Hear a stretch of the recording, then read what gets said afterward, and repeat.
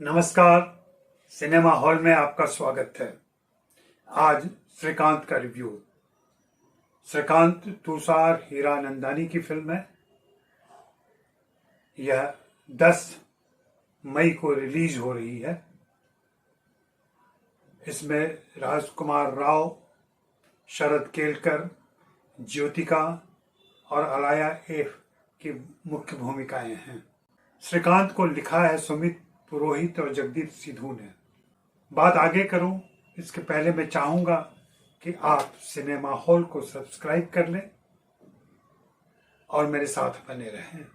श्रीकांत एक बायोपिक है और वह भी जीवित व्यक्ति। जीवित व्यक्तियों पर बायोपिक बनाना एक चुनौती भरा काम होता है, क्योंकि उनके जीवन की गति आगे की ओर होती है, जबकि फिल्म में एक खास समय तक, एक उत्कर्ष तक ले जाकर फिल्म को छोड़ना पड़ता है। श्रीकांत बोला कि यह बायोपिक तुषार हीरानंदानी ने बड़े मनोयोग से बनाई है और यह फिल्म प्रेरित करती है, उत्साहित करती है और तमाम दृष्टिबाधित व्यक्तियों के लिए महत्वपूर्ण है।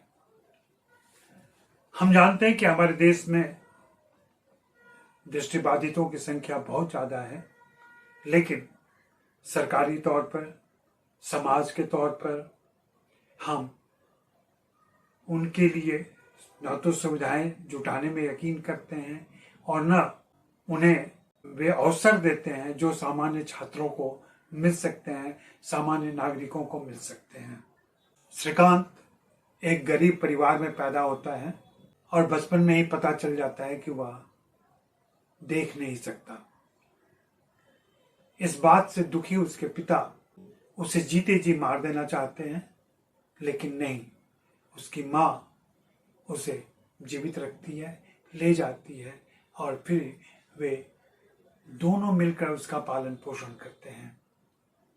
श्रीकांत मेधावी है, अपने साथ के छात्रों से थोड़ा 19 ही रहता है हमेशा, और उसके महत्वाकांक्षाएं धीरे धीरे बड़ी होती जा रही हैं। वह अपनी पढ़ाई लिखाई में अच्छा है और जब ऊंची कक्षा में पहुंचने को होता है, एक बार स्कूल के किसी फंक्शन में वह सच्ची बात बता देता है, जिसकी वजह से उसे स्कूल से निकाल दिया जाता है। यहाँ उसे सहयोग देने, उसकी हिम्मत बढ़ाने देविका आती हैं, देविका टीचर, और वह उसे अपने संरक्षण में ले लेती हैं।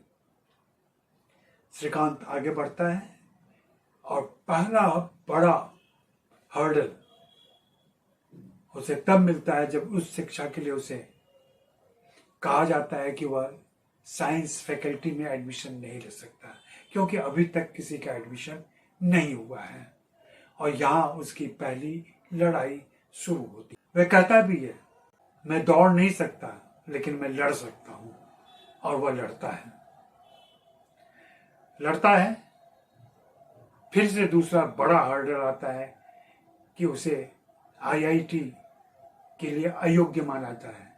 उसे आईआईटी के लिए अयोग्य माना जाता है क्योंकि फिर से उसका दृष्टि बाधित होना आड़े आता है।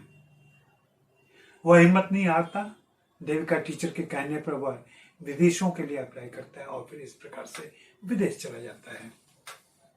और फिर उसके बाद जो ड्रामा होता है वो तो फिल्म आप देखेंगे तो आगे की कहानी मालूम हो जाएगी। यह एक सच्ची कहानी है और श्रीकांत एक सफल उद्यमी है, और उसी सफल उद्यमी के जीवन पर, उनके जीवन संघर्ष पे, उनकी मेधा पे, उनकी इच्छा शक्ति और उनकी प्रगतिशीलता पे यह फिल्म है।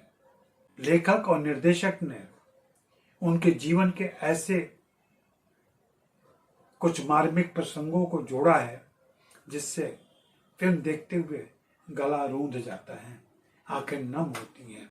राजकुमार राव ने इस भूमिका को, दृष्टिबाधित श्रीकांत की भूमिका को बहुत संजीदगी और आत्मसात कर निभाया है।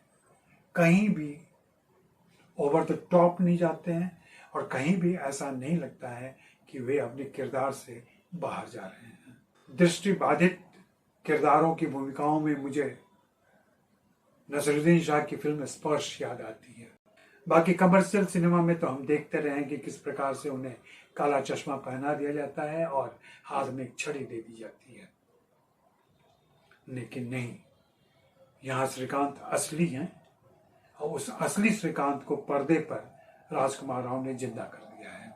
निश्चित ही इसमें उनकी अपनी बड़ी भूमिका है, बड़ा योगदान है, लेकिन यह कहीं ना कहीं लेखक और निर्देशक की दृष्टि है और हो सकता है कि राजकुमार राव वास्तविक श्रीकांत से भी मिले हों और कोशिश की हो कि उनके हाव भाव अपना सके, उनके एक्सप्रेशन अपना सके।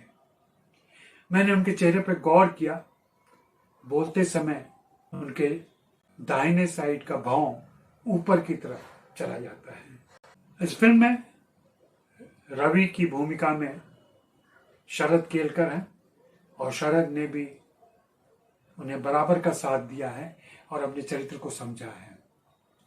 शरद और रवि मिलकर अपना उद्योग शुरू करते हैं और काफी सफल होते हैं। इस फिल्म में महत्वपूर्ण भूमिका ज्योतिका की है, जो संरक्षक भी हैं, गाइड भी हैं, उसकी अंतश्चेतना को जगाने वाली टीचर भी हैं और उसे आजाद छोड़ देने वाली भी मानसिकता है उनकी।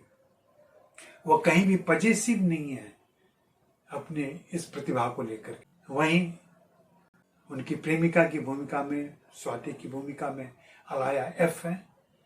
छोटी सी भूमिका है लेकिन वह भी उत्प्रेरक भूमिका है। इस तरीके से यह फिल्म आगे बढ़ती चली जाती है। हाँ, फिल्म का पहला हिस्सा काफी रोचक और बांध कर रखता है।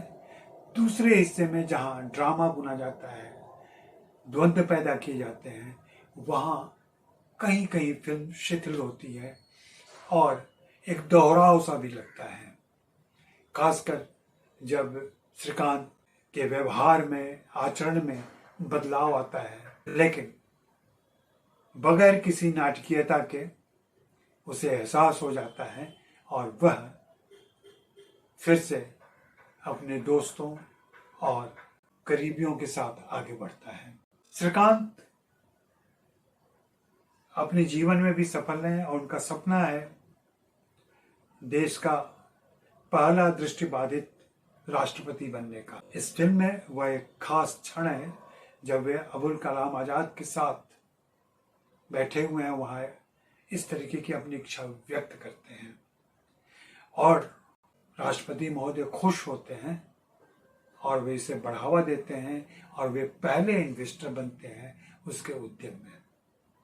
इस तरीके से यह फिल्म आगे बढ़ती है और मुझे लगता है कि अभी के समय में ऐसी फिल्म, प्रेरक फिल्म उद्यमियों के लिए बहुत जरूरी है, जो अपने दम पर, अपनी क्षमता और योग्यता से अपने सपनों को पूरा करते हैं।